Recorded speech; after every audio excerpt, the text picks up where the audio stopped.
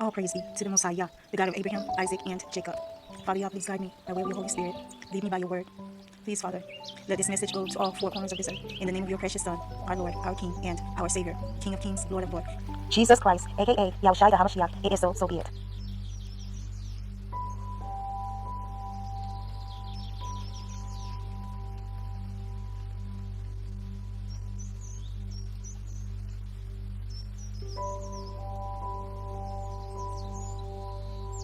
According to prophecy, geopolitical will become a thing of the past because the creator of the heavens and earth, the God of Abraham, Isaac, and Jacob, will soon appoint his son as king over his earth. And every kingdom on all the earth will bow down and submit to his rulership and authority.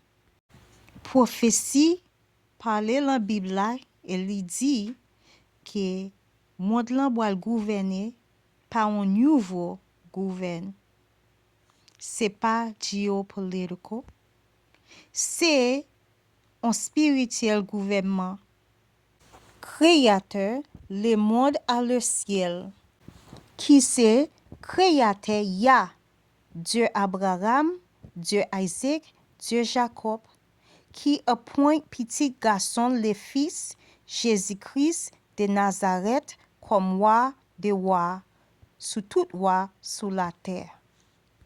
Tout monde là va gouverner par un roi qui relève Jésus-Christ de Nazareth.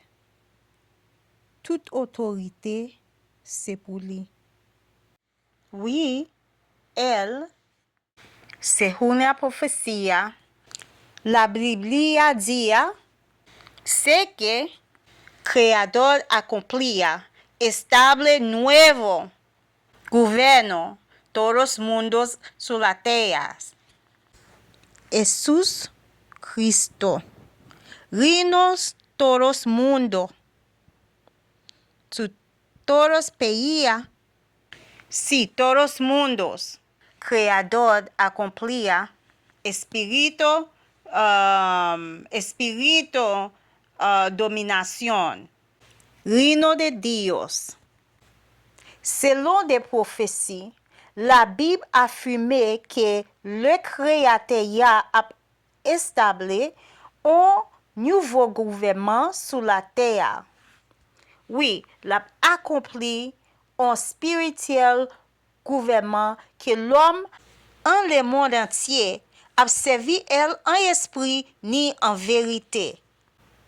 Le royaume de Dieu en charge par le Fils de Dieu, qui c'est Jésus-Christ de Nazareth, qui roi des rois, de tout roi, sous la terre. Oui, sous la terre, Yah. The scripture says that no one can oppose this government. La Bible dit comme ça que personne pas qu'à opposer gouvernement ça. And every government will succumb to it. Tout l'autre gouvernement doit descendre devant gouvernement ça. That is the Most High's new world order.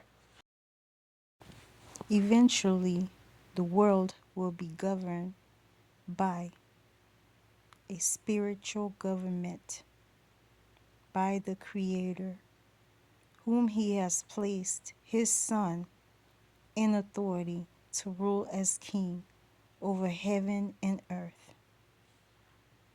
Jésus déclare qu'il a reçu toute autorité et Matthieu 28/18. Jésus s'approcha et leur dit, « Toute autorité m'a été donnée dans le ciel et sur la terre. » Cette déclaration, qui s'inscrit dans le cadre de la grande mission, Matthieu 28/18-20, signifie sa domination absolue, son investiture divine et le fondement de son commandement de faire des disciples. Matthieu 28. Signification de « toute autorité », cela désigne un pouvoir total et suprême, s'exerçant à la fois sur le domaine spirituel, le ciel, et sur le domaine physique, la terre. m'a été donnée, cette expression indique que cette autorité lui a été conférée par Dieu le Père. Portée, elle constitue l'autorité qui sous-tend la mission de faire des disciples, Matthieu 28/19-20, signalant que cette mission est portée par l'autorité du Christ, et non par la force humaine.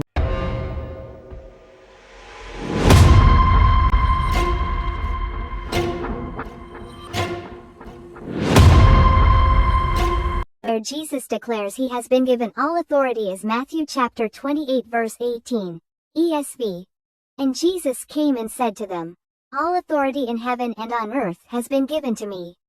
This statement, part of the Great Commission, Matt 28, 18-20, signifies his absolute dominion, his divine empowerment, and the foundation for his command to make disciples. Matthew chapter 28, meaning of all authority. It signifies total, supreme power over both the spiritual, heaven, and physical, earth, realms.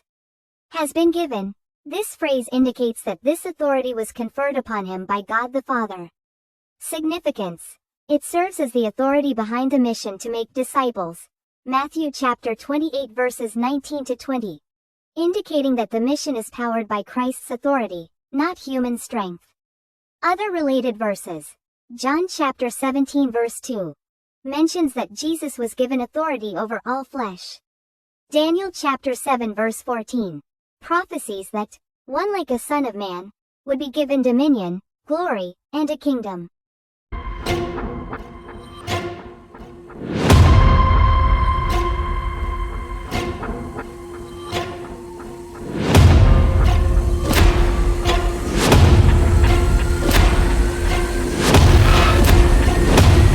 Jesús declara que se le ha dado toda autoridad, es Mateo 28:18. Y Jesús se acercó y les habló diciendo, toda autoridad en el cielo y en la tierra me ha sido dada. Esta declaración, que forma parte de la Gran Comisión, Mateo 28, 18-20, significa su dominio absoluto, su empoderamiento divino y el fundamento de su mandato de hacer discípulos. Mateo 28, significado de toda autoridad, significa un poder total y supremo tanto sobre el ámbito espiritual, el cielo, como sobre el físico, la tierra. Me ha sido dada. Esta frase indica que dicha autoridad le fue conferida por Dios Padre. Importancia. Sirve como la autoridad que respalda la misión de hacer discípulos. Mateo 28, 19-20, indicando que la misión es impulsada por la autoridad de Cristo, y no por la fuerza humana. Otros versículos relacionados. Juan 17:2.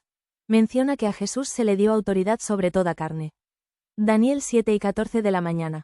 Profetiza que a uno semejante a un hijo de hombre, se le daría dominio, gloria y un reino.